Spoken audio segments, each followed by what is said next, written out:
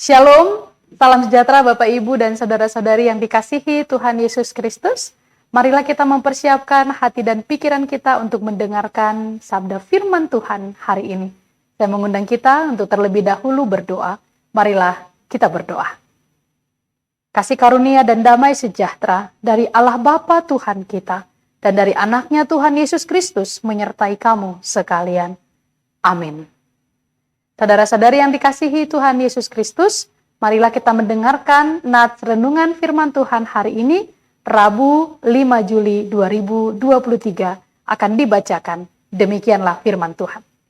Ayat renungan kita hari ini, Rabu 5 Juli 2023, tertulis dalam Mazmur 145 ayat 18. Tuhan dekat kepada setiap orang yang berseru kepadanya, pada setiap orang yang berseru kepadanya dalam kesetiaan.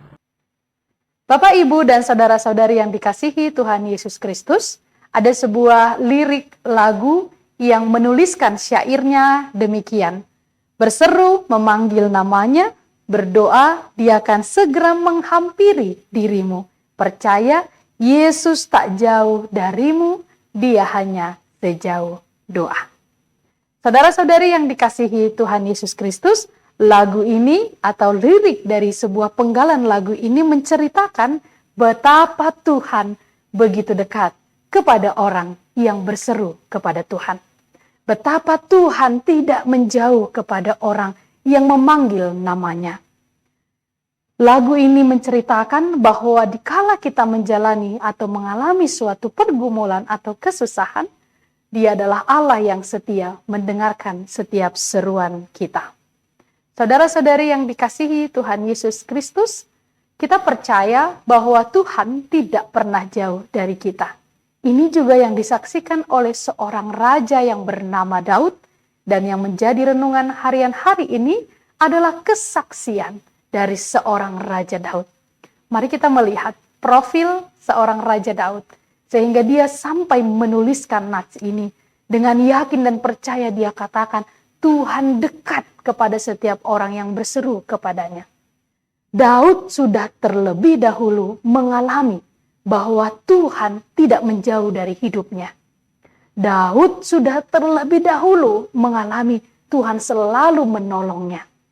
Daud ini adalah seorang raja yang dipilih oleh Tuhan, yang diurapi oleh Tuhan melalui Samuel. Tapi mari kita memperhatikan, ternyata Daud adalah seorang gembala yang kecil. Seorang gembala tentulah tidak berpendidikan, tidak punya kemampuan khusus tertentu dalam peperangan. Tapi ketika Tuhan mengangkat dia menjadi raja, lalu dia melawan musuh-musuhnya, misalnya orang Filistin atau juga tentara Saul. Apakah Daud menang? Dia menang. Padahal dia tidak punya kemampuan apa-apa. Dia mengandalkan satu hal, yaitu berseru, berdoa, memanggil nama Tuhan.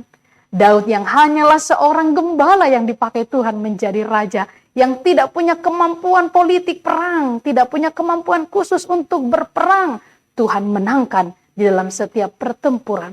Bahkan ketika Daud harus berpura-pura gila, ketika lari dari kepungan tentara Saul, atau bahkan dia bersembunyi di gua Adulam, dia berseru, dia panggil nama Tuhan, dia mengandalkan Tuhan. Lalu Tuhan menjawab doanya, lalu Tuhan memenangkan dia. Inilah kesaksian Daud yang dia katakan di dalam renungan hari ini, bahwa Tuhan dekat pada setiap orang yang berseru kepadanya. Siapakah setiap orang ini, Bapak Ibu?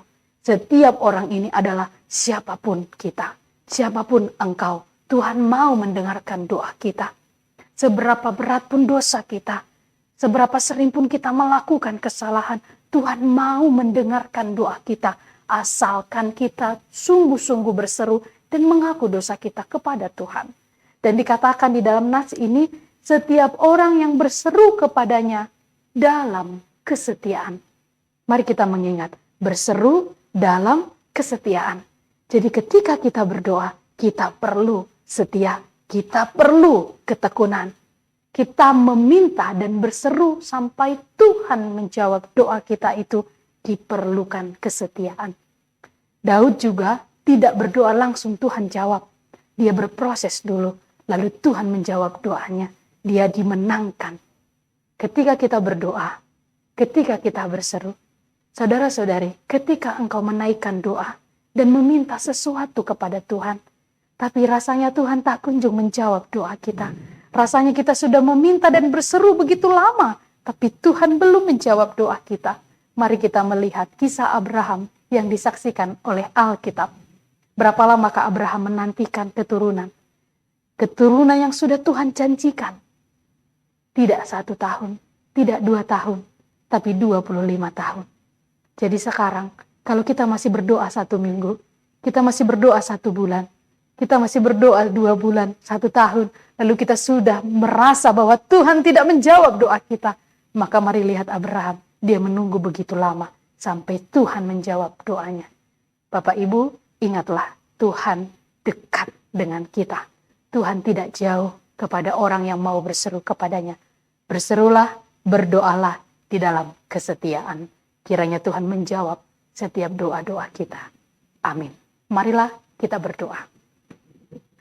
Tuhan, kami bersyukur karena Engkau memberikan firman kepada kami hari ini untuk kami renungkan, untuk boleh kami lakukan. Kami bermohon kiranya dengan tuntunan Roh Kudus-Mu, kami mampu melakukan yang berkenan kepada Tuhan. Ajarilah kami untuk dapat melakukan segala sesuatu seturut dengan kehendak-Mu, seturut dengan firman-Mu. Tuhan, ajari kami untuk mempercayai bahwa Engkau dekat dengan kami. Engkau dekat dan mendengarkan seruan doa kami. Ajarilah kami untuk setia berdoa kepadamu, meminta berseru kepadamu tanpa lelah. Kami yakin Engkau tidak pernah menolak doa kami. Engkau selalu menyendengkan telingamu atas seruan-seruan kami. Terima kasih Tuhan untuk firman-Mu yang indah hari ini. Berkatilah para pendengar firman Tuhan, jemaat-Mu yang sedang sakit, kiranya Tuhan pulihkan. Yang sedang bergumul, berbeban berat, Tuhan tolong dan topanglah mereka. Tuhan memberikan jalan keluar atas setiap pergumulan mereka. Terima kasih Tuhan, kami berserah kepadamu hari ini. Apapun yang hendak kami lakukan, kiranya Tuhan menyertai kami.